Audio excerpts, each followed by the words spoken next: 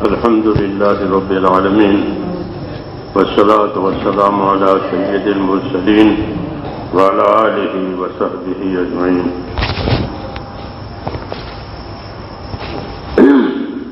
رمضان المبارک کے فضائل میں جو حدیثیں ہیں اس میں ایک حدیث یہ ہے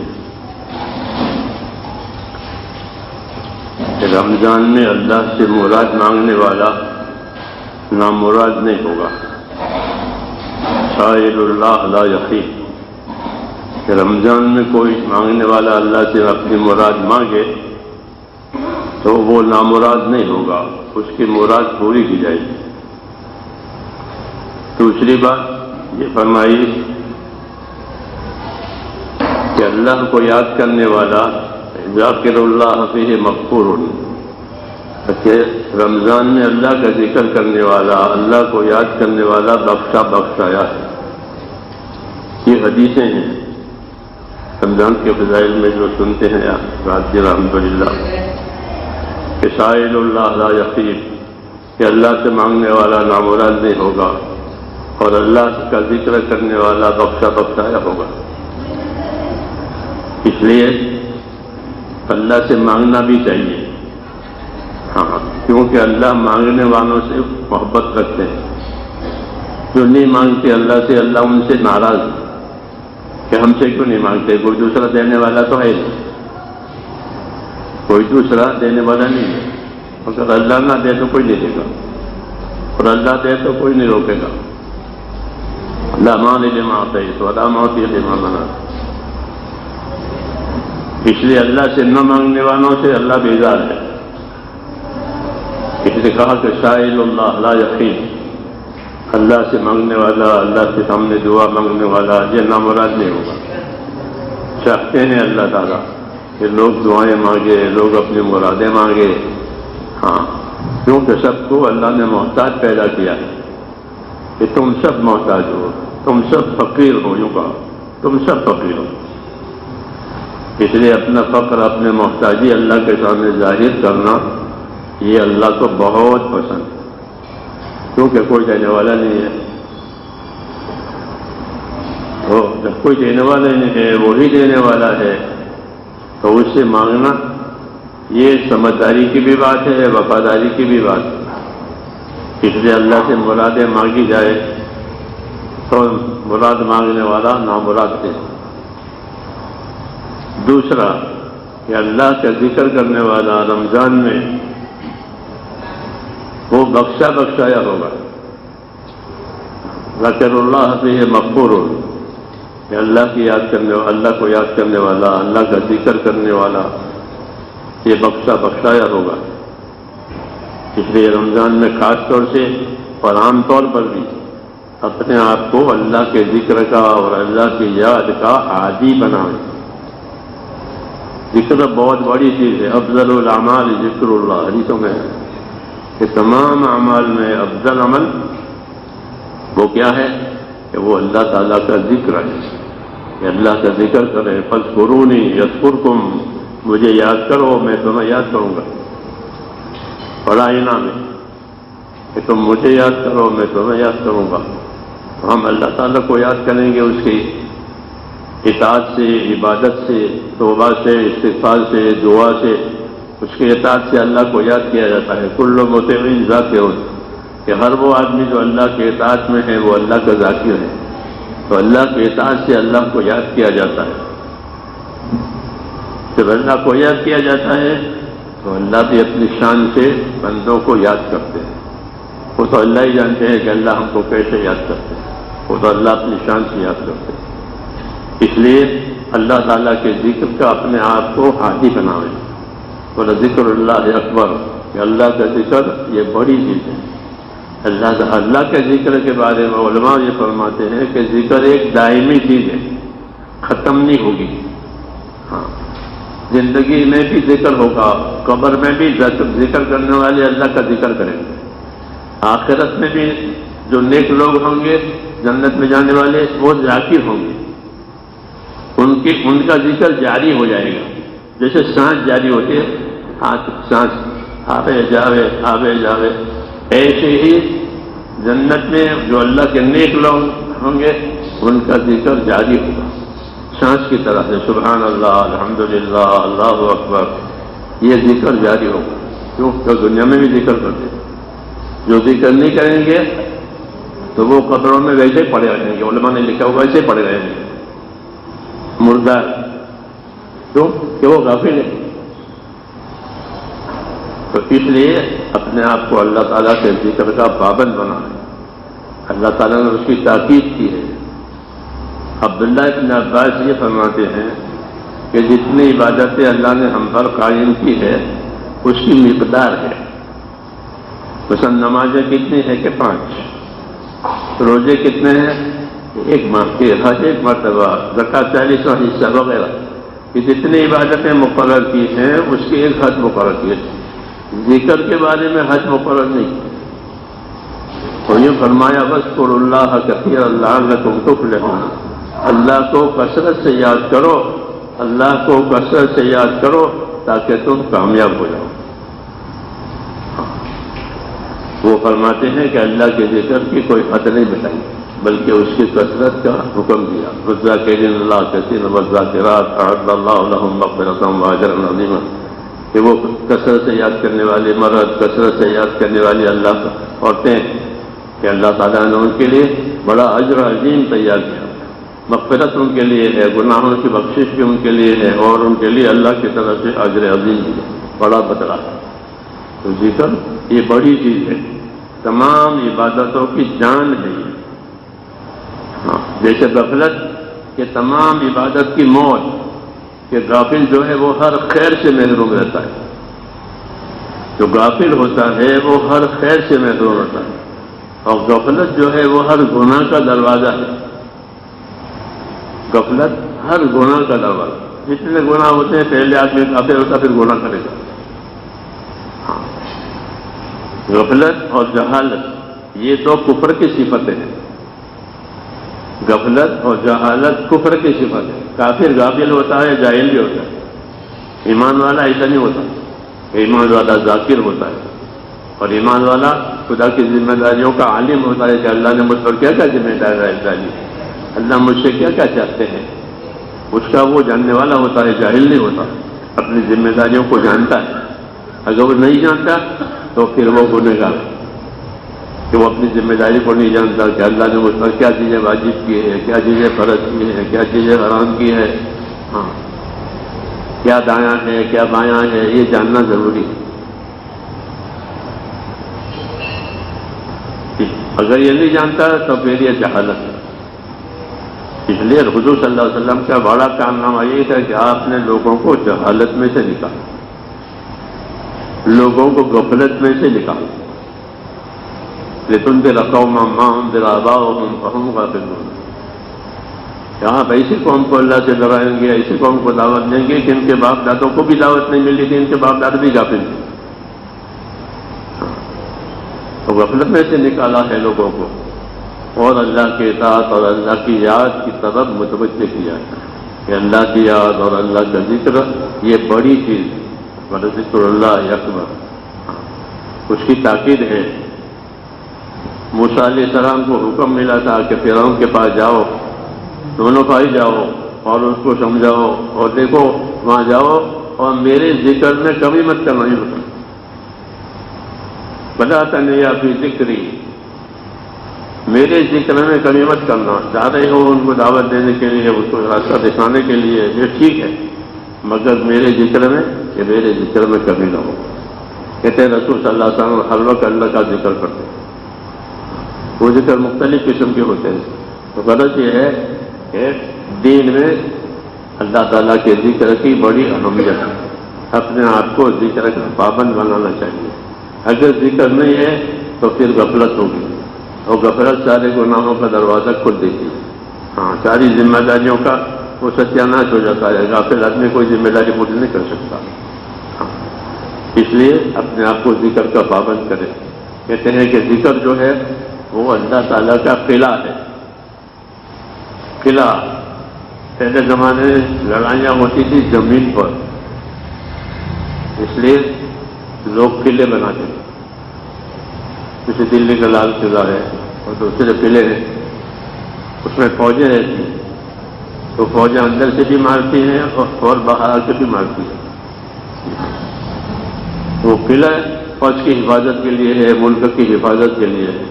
تو ایسے ہی فرمایا گیا کہ اللہ کا جو ذکر ہے وہ شیطان سے حفاظت کے لیے ہے۔ ہاں، جب اللہ کے ذکر سے آدمی غافل ہو جاتا ہے تو پھر شیطان اس پر مسلط ہوتا ہے۔ اس لیے حضور صلی اللہ علیہ وسلم نے ہم کو ذکر کی طرف رہبری کی ہے، ذکر کے کلمات سکھائے ہیں۔ قرآن پاک خود بھی اللہ کا ذکر ہے، وَأَنزَلْنَا إِلَيْكَ الذِّكْرَ لِتُبَيِّنَ لِلنَّاسِ مَا نُزِّلَ إِلَيْهِمْ، کہ ہم نے آپ کی طرف ایک ذکر نازل کیا ہے۔ قرآن شریف ذکر بھی ہے، قرآن شریف علم بھی ہے۔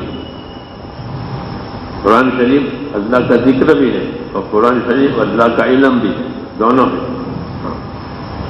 قرآن شریف پڑھنا یہ بھی اعلیٰ درجے کا ذکر ہے، اس لیے اپنے آپ کو اس کا پابند کرنا چاہیے کہ قرآن شریف روزانہ پڑھیں۔ کہ قرآن شریف پڑھنے کی وجہ سے کیا ہوگا؟ حدیثوں میں ہے کہ دلوں پر دل سخت ہو جاتے ہیں، جیسے لوہا پانی میں پڑا زنگ آلودہ ہو جاتا ہے، ایسے ہی دل بھی زنگ آلودہ ہو جاتے ہیں۔ اور اس کی صفائی کا سامان تو حدیثوں میں بتایا کہ موت کو یاد رکھنا، موت کو یاد رکھ کر موت کی تیاری کرنا اور قرآن پاک کی تلاوت کرنا، یہ دلوں کے محل کا علاج ہے۔ یہ قرآن کریم جو ہے وہ تیرے لیے ذخیرہ بھی ہے اور تیرے لیے نور بھی ہے۔ ذخیرہ ہے نیکیوں کا، قرآن کریم نیکیوں کا ذخیرہ ہے، کیونکہ قرآن پڑھنے سے بہت نیکیاں ملتی ہیں۔ 1 حرف پر 10 نیکی، 1 حرف پر 10 نیکی تو کم سے کم ہے، ورنہ اگر نماز میں تلاوت کرے تو 1 حرف پر 100 نیکی ملتی ہے۔ ہاں، اگر کھڑے ہو کر نماز پڑھے اور اس میں تلاوت کرے تو 1 حرف پر 100 نیکی ملے، بیٹھ کر نماز پڑھے تو 1 حرف پر 50 نیکی ملے۔ اس نے کہا یہ نیکیوں کا ذخیرہ ہے، بہت ہدایت کا نور ہے۔ قرآن شریف کی صفت ہے کہ قرآن شریف یہ نیکیوں کا ذخیرہ ہے، اور قرآن شریف کیا ہے کہ نور ہے، نور ہدایت ہے۔ اس لیے اللہ کے ذکر میں قرآن پاک کی تلاوت بھی شامل ہے۔ قرآن پاک کی تلاوت جو ہے یہ خاص نعمت ہے انسانوں کے لیے۔ کوئی جن کوئی شیطان تلاوت نہیں کر سکتا، ہاں کوئی جن کوئی شیطان وہ تلاوت نہیں کر سکتا، فرشتے بھی نہیں کر سکتے۔ فرشتوں کو تمنا ہوتی ہے کہ کوئی تلاوت کرے ہم سنیں، علماء نے لکھا ہے فرشتوں کو یہ تمنا ہوتی ہے۔ صرف جبرائیل مستثنا ہے کہ جبرائیل حضور صاحب دور کرتے تھے تو وہ مستثنا ہے، باقی ملائکہ بھی یہ تمنا کرتے ہیں کہ ایمان والا قرآن شریف پڑھے اور ہم اس کا قرآن سنیں۔ تو یہ بڑی نعمت ہے قرآن کریم، اس لیے قرآن شریف کے پڑھنے کا خاص شغف اور اس کا اہتمام ہونا چاہیے۔ کم سے کم سال میں 2 مرتبہ قرآن شریف پورا کرنا، پورا پڑھنا، یہ قرآن پاک کا حق ہے۔ فضائل میں کل پرسوں سنایا تھا کہ سال میں 2 مرتبہ قرآن شریف پورا پڑھے، یہ تو کم سے کم اس کا حق ہے۔ یہ بھی نہیں کیا تو یہ گویا کہ قرآن شریف کا حق مارا ہے، ورنہ روز قرآن شریف پڑھے۔ مسلمانوں نے اس کے پیچھے بڑی کوتاہی ہو گئی ہے، قرآن شریف کی طرف کوئی رجحان نہیں ہے۔ پھر موبائل کی جو آفت آئی ہے اس نے تو سب کچھ غارت کر دیا۔ حضرت علی فرماتے تھے کہ مجالس اللغو تنسی القرآن، کہ لغو کی یہ مجلسیں جو ہے وہ قرآن بھلا دے گی۔ ہاں، لغو کی یہ مجلس، ہاں کہ اس کو لے کے بیٹھے ہیں کہ لغو کی یہ مجلسیں جو ہیں وہ قرآن کو لگی، اتنی بڑی نحوست اس کے اندر ہے کہ قرآن جیسی نعمت کہ وہ اس کے دل دماغ پر سے اتر جائے گی۔ ہاں، گندی چیز کا شغف ہو جائے گا، گندی چیز کا ایک کی رغبت ہو جائے گی۔ اس لیے اپنے آپ کو بچانا، اس سے آدمی کی رغبت اللہ کی طرف ہو، آخرت کی طرف ہو، یہ مطلوب ہے۔ اللہم اجعل رغبتی الیک معصور دعاؤں میں ہے اللہم جل رغبتی الیک، اے اللہ میری رغبت آپ کی طرف کر دے، وجل ہمتی و ہوائے فیما تحب و ترضی، میری ہمت میرے ارادے آپ کی رضامندی والے کاموں پر ڈال دے. یہ دعا سکھائیے، یہ دعا سکھائیے کہ اللہم جل رغبتی الیک، اے اللہ میری رغبت میرا شوق آپ کی طرف ہو جائے، اللہ کو خوش کرنے کا، اللہ کو عبادت کرنے کا، نمازوں کا شوق پیدا ہو جائے، ذکر کا شوق پیدا ہو جائے، جان مال لگانے کا شوق پیدا ہو جائے، تاکہ آخرت بن جائے. یہ اصلی ہے، یہی مطلب ہے حیات سے، کیونکہ زندگی عبادت کے لیے دی گئی ہے. اس لیے اپنے آپ کو اللہ کے ذکر کا پابند بنانا، روزانہ وقت مقرر کر کے ذکر کرنا چاہیے. اگر کسی بزرگ نے ذکر دیا ہے تو اس کی پابندی کرے، اس میں اس کی ترقی ہے. یہ نہیں ہے تو مسنون ذکر کرے. تیسرا کرنا یہ مسنون ذکر ہے، سبحان اللہ والحمد للہ ولا الہ الا اللہ واللہ اکبر ولا حول ولا قوۃ الا باللہ. یہ 100 مرتبہ صبح پڑھے، 100 مرتبہ شام کو پڑھے، ایک 100 مرتبہ لا الہ الا اللہ کی تسبیح پڑھے، درود شریف پڑھے، استغفار کرے. اس کا وقت مقرر کر کے اس کو کرنا چاہیے. ہاں، زندگی میں اللہ کا ذکر ہی نہیں ہے تو کچھ نہیں ہے. ذکر کرنے والا زندہ ہے، ذکر نہ کرنے والا مردہ ہے. حدیثوں میں ذکر کرنے والا زندہ اور ذکر نہ کرنے والا مردہ. مردے کی کیا قیمت ہے؟ مردے کی کوئی قیمت نہیں ہے. اس لیے اس کا اپنے آپ کو اس کا پابند بنانا. حدیث شریف میں ہے کہ میں نے کوئی منظر قبر سے زیادہ بھیانک نہیں دیکھا. سب سے زیادہ بھیانک منظر وہ قبر کا منظر. ایک بات یہ کہی کہ ما رأیت منظر القط الا القبر افضل. دو منظر میں نے دیکھا، سب سے زیادہ گھبراہٹ اور بھیانک منظر وہ قبر کا منظر ہے. ایک دوسرا اس کا علاج بتایا کہ قبر کے عذاب سے نجات دینے کے لیے ذکر سے بڑھ کر کوئی عمل نہیں ہے. قبر کے عذاب سے بچنے کے لیے ذکر سے بڑھ کر کوئی عمل نہیں ہے.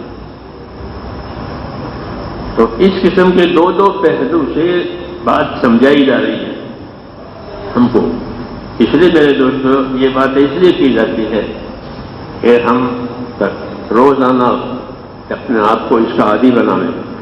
اللہ کو یاد کرو، اللہ کی محبت کی نیت سے اللہ کا ذکر کریں کہ اللہ کی محبت آ جائے. جتنی محبتیں وہ سب ختم ہو جائیں گی، اللہ کی محبت باقی رہے گی، اللہ سے تعلق باقی رہے گا. جب اللہ سے ملے گا تو خوش ہوگا. تو اس کا راستہ کیا ہے؟ تو اس کا راستہ یہ مجھے بتایا بزرگوں نے کہ اللہ تعالیٰ کا ذکر کرے، صبح شام تسبیح پڑھے، قرآن کریم کی تلاوت کرے. ہاں، روزانہ تلاوت، خالی نہیں رمضان تک بلکہ تلاوت کرے. ہاں، اس میں بڑی کوتاہی ہو رہی ہے قرآن شریف کی تلاوت کے بارے میں. رمضان میں تو ہو جاتا ہے کچھ نہ کچھ، نہیں بلکہ روزانہ پڑھے، روزانہ ایک پارہ پڑھے. ہر مہینے میں ایک ختم ہوگا، 12 مہینے میں 12 ختم ہو جائیں گے. جتنے زندگی دیں گے اللہ ہر مہینے ایک ختم ہوگا. یا کون پارہ پڑھے گا تو 40 دن میں ختم ہوگا. کون پارہ روز پڑھے تو 40 دن میں ایک ختم ہو جائے. ایک مہینہ.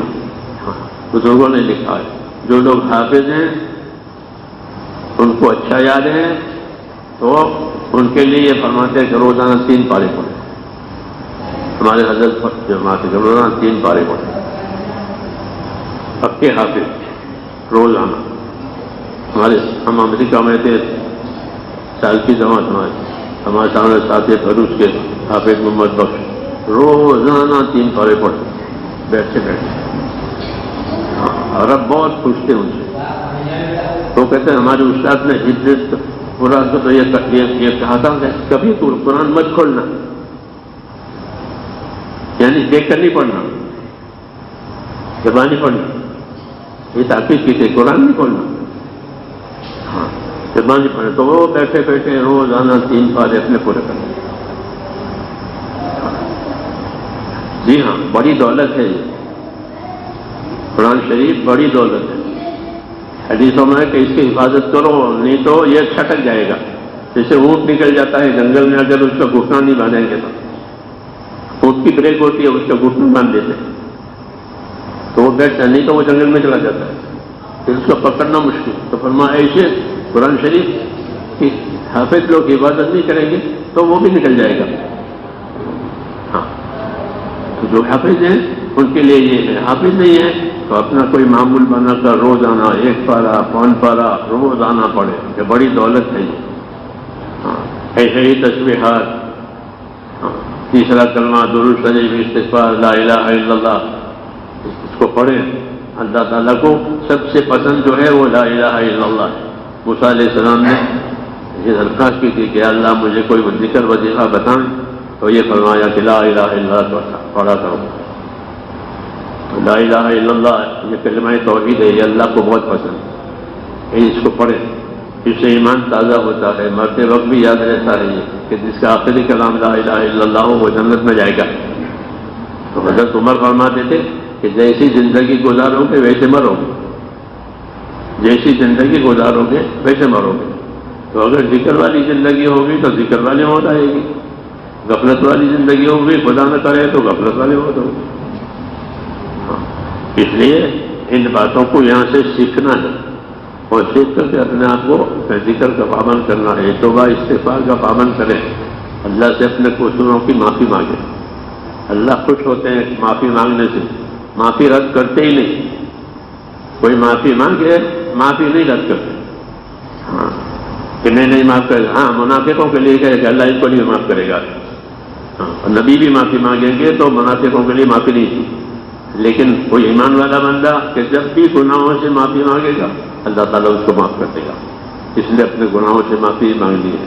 ہاں کہ اللہ تعالیٰ کو وہ بندے پسند ہیں کہ جب مجھ سے نیکی ہو جاتی ہے تو خوش ہوتے ہیں، شکر کرتے ہیں کہ اللہ میرے ہاتھ سے نیکی ہو گئی، اور اگر میرے ہاتھ سے گناہ ہو گیا تو وہ پشیمان ہو کر کے معافی مانگتے ہیں کہ اللہ مجھ سے بھول ہو گئی، مجھ سے بھول ہو گئی، میں معافی چاہتا ہوں، تو اللہ تعالیٰ معاف کر دیتے ہیں. تو توبہ استغفار یہ گویا نقصان جو ہوا ہے اس کا بدل ہے، اور یہ سب ذکر میں شامل ہے. قرآن پاک کا پڑھنا بھی، توبہ استغفار کرنا بھی، ذکر تلاوت کرنا بھی. تو ان مجلسوں سے یہ سبق لینا ہے. ہاں اور اس کو اپنے پلے باندھنا ہے تاکہ موت تک اس کو یہ ہمارے ساتھ رہے. اللہ تعالیٰ مجھے بھی توفیق دے. اللهم صل وسلم وبارك على سيدنا محمد النبي الأمي وآله وصحبه أجمعين. ربنا إننا آمنا فاغفر لنا ذنوبنا وقنا عذاب النار. ربنا إننا آمنا فاغفر لنا ذنوبنا وقنا عذاب النار. ربنا إننا آمنا فاغفر لنا ذنوبنا وقنا عذاب النار. اللهم إنك عفو تحب العفو فاعف عنا. اللهم سلمنا لرمضان وسلم رمضان لنا وسلمه لنا متقبلا. اللهم إنك عفو تحب العفو فاعف عنا. اللهم إنك عفو تحب العفو فاعف عنا. اللهم إنك عفو تحب العفو فاعف عنا. وصلی اللہ تعالی علی خیر خلق محمد.